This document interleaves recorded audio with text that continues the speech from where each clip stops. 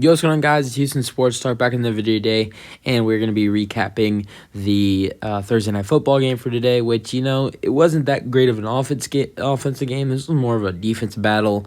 I wouldn't say the Jags offense struggled. The Jets, their offense really struggled. Probably, I wouldn't say their worst offensive game of the season because you got to go back to that Patriots game, a couple weeks ago where historically, they looked bad. But tonight the Jags get the win, keep their fight alive, get the win 19-3.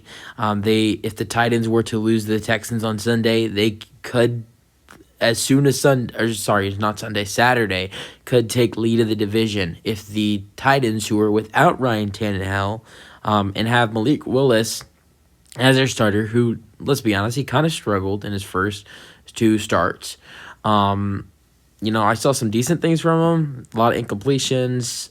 Was decent on the run, but I don't want to say he was kind of scared to throw the ball, but I don't really blame him because he doesn't have a lot of wide receivers. And at the Texans, they've almost beat the Cowboys and the Chiefs in the last 2 weeks, so it is very well possible that the Jaguars can take the lead of the division on Saturday. The chances that I think it could be a really close game between the Titans and Texans on Saturday, but we'll see. I don't know. I'm not going to say anything. As a Texans fan, I wouldn't mind one more win this season. It won't hurt us. We're still going to get the number 1 overall pick. Let's go over the scoring summary in this game as the Jets scored the first possession of this game and did not score again. Oh no, they didn't score the first possession of the game. This was funny thing is they scored their first drive and didn't have any yards on their drive. Their only scoring drive had negative yards. A 4-play, negative 3-yard drive, which would finish off with a Greg Zuerlein 37-yard field goal. Jets would take a 3-0 lead to start the game. That would be their only lead of the game. I'm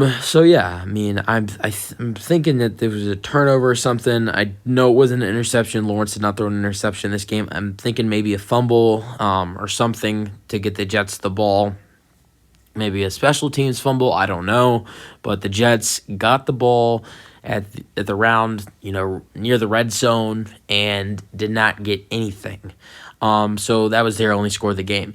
Now the Jaguars come their right next drive. Lawrence takes the Jags on a 10-play, 61-yard drive. Riley Patterson finishes it off with a 32-yard field goal to tie this game up. Now, a little bit into the second quarter with 11 minutes and 26 seconds, the Jags would score their first touchdown, the only touchdown of the game, with Trevor Lawrence running it up for a 1-yard touchdown, QB rush, and they take the lead 10-3. And then a little bit before the 2-minute warning, a little before halftime, we'd have our last score of the first half as Riley Patterson would knock in a 45-yard field goal with 2 minutes and 55 seconds remaining. And they'd be up 13-3 going into half. Then in the third quarter, our only score in the third quarter, Riley Patterson would make a 41-yard field goal to make it 16-3 on the Jags' first possession of the third quarter.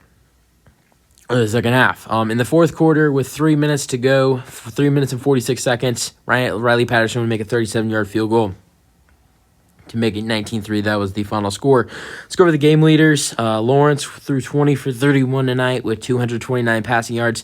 Zach Wilson, who was benched in this game, I think it maybe was around like the beginning of the fourth quarter, maybe the end of the third, in that area. When he was out there, he was 9 for 18, 92 passing yards, 1 interception.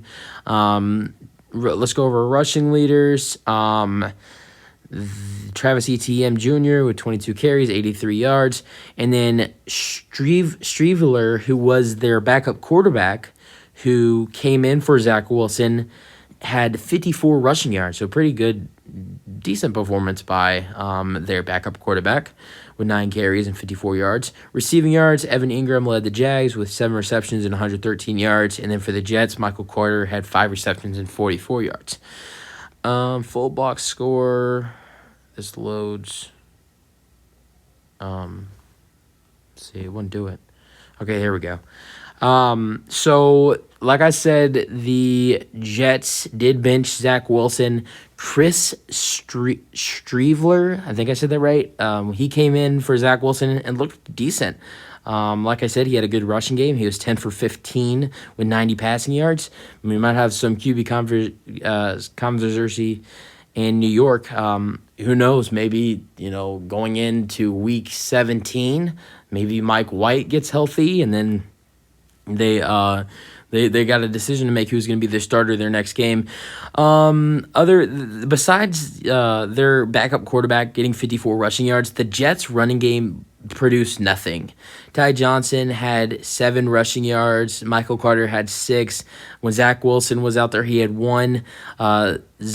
Zonovan Knight had -2. The Jaguars did excellent with stopping the Jets' run. Very, very bad. Besides their backup quarterback going out there and getting 54 rushing yards, but besides that, their running backs, 3 running backs, one had 7 rushing yards, then 6, then -2. So very bad performance by the Jets running backs. Michael Carter was the leading wide receiver. He's not a wide receiver, but he was the leading leader in receiving yards for the Jets. Next to him, you got Tyler Conklin getting 4 receptions and 34 yards. And then you got the former Bengal tight end as well, so 2 tight ends with getting over 30 yards. CJ Umoza, I think that's right, 1 reception and 30 yards. Garrett Wilson had 4 receptions and 30 yards. And then let's go over to the Jags. ETM had 3 receptions and 29 yards. Christian Kirk had 3 receptions and 22 yards. Dan Arnold had 1 reception and 17 yards. So now we were talking about. I was talking about how the Jags lost the ball in the first quarter, which would set the Jets up for the first points of the game. Trevor Lawrence did fumble. And that is how the Jets scored a field goal. So think about this, guys. If Trevor Lawrence does not fumble in this game, Jets go scoreless. So that's how bad of an offensive game the Jets had today. Their only offensive points, they had 0 yards on their drive. So it was a very bad offensive game for the Jets. So yeah, that's really it. This was not the best offensive game to watch, but I will say that even though this was not the best offensive game to watch, this was a very cold atmosphere. It was very windy. We had some missed kicks in this game. I know that I'm trying to go to the kick. I know that Zerline made his only attempt, but Riley Patterson missed a kick. Very high winds in New York tonight, and so it was a really cold atmosphere, like I said. So I don't think anybody thought the Jets would be a very high offensive team tonight, but the Jags are a team. Their last 2 games, they went up and scored 40 points against one of the best defenses in the NFL, and the Cowboys last week. So I think 19 points for a team who's coming off a 40-pointer against the Cowboys is, I thought they'd get a little more up in there. I didn't certainly think the Jets would score 3 points tonight. But yeah, that's it. And very controversial game for the AFC playoffs, as now the Jags are, with a Titans loss on Saturday to the Texans. If that would happen, the Jags would take the number 1 spot in the AFC South and put them as the 4th seed in the AFC playoffs. So yeah, and this for the Jets, this just makes their playoff hopes just kind of die. I mean, slowly die. So all I will say is they better figure out their quarterback situation fast. You know what I do if I was the Jets is I just lose. I would know I'm not going to make the playoffs. I don't know what their final 2 games are. I know they've already played the Patriots twice. I don't know if they've already played the Dolphins twice. So I don't know who I think that they're either playing the Bills or the Dolphins. I think they're playing the Bills one more time. No, they've already. So they're going to play the Dolphins and someone else. So I think you should probably know at this point you're not going to make the playoffs. So why not? I know you never want to finish out on a losing way, but for draft purposes, I would finish out the season losing, so you can go into the next season and get something good out of the draft. Even though you've done great in the last season with the draft, with getting Garrett Wilson and Sauce Gardner last year, but I think the Jets with this loss tonight need to realize that their season, their season's not over yet, but with their 2 final games, I don't know who else they play besides the Dolphins, but with our QB situation, the Jets season is over. So my advice to the Jets would be you need to just end this season and move on and get ready for the next season. Move on from Zach Wilson and figure out what you're going to do in New York. You got a very nice squad around you, and so the Jets got to figure it out.